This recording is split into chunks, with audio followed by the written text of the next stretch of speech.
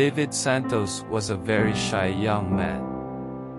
You can barely see him talk in class, but has that infectious smile that he's willing to share to everyone.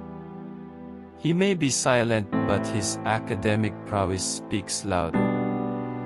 Only his closest friends knew him very well on what makes him laugh or what makes him sad. I remember when he was a member of the school club I handled.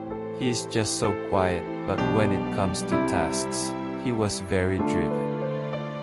When he graduated, just like the others, he became out of the radar and focused on his collegiate journey.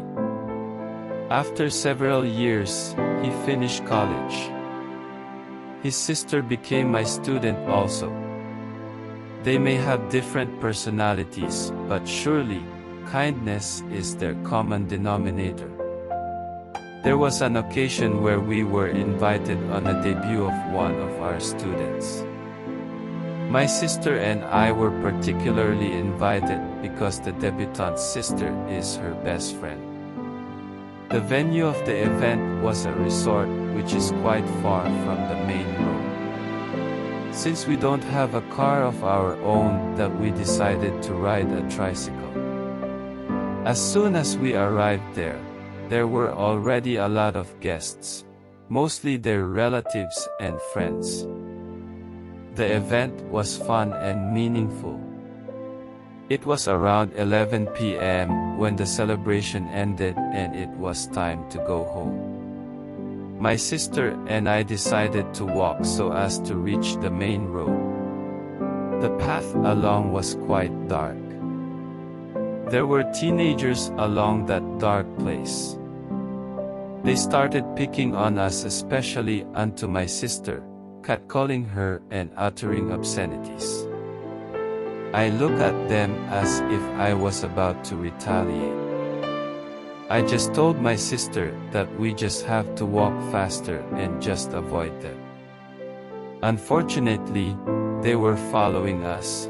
10 of them were following our pace and path. As soon as we got to the covered basketball court, which was the only source of light that time, we became quite relieved. There were no available tricycles or jeepneys that time. We just decided to walk as far as we could so we can reach the main road. Fear was still there as we traversed the dark street. As soon as we reached a dark alley, a car suddenly stopped beside us. The car window opened and familiar faces showed and shouted, "Sir, come and join us. We'll get you home." It was David Santos and her sister. Oh, thank God, these angels were sent to comfort and rid us out of the danger.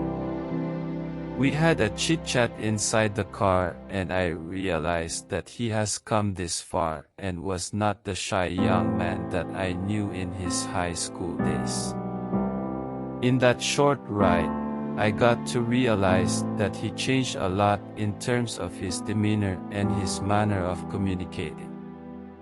He became confident but nevertheless, still very humble. I will never forget that night. I always thought that quiet students wouldn't care about you once they graduate. It is a common scenario where they intentionally ignore you out of shyness or anything. Thank God for David Santos and his sister. Their kindness will forever be etched in my heart.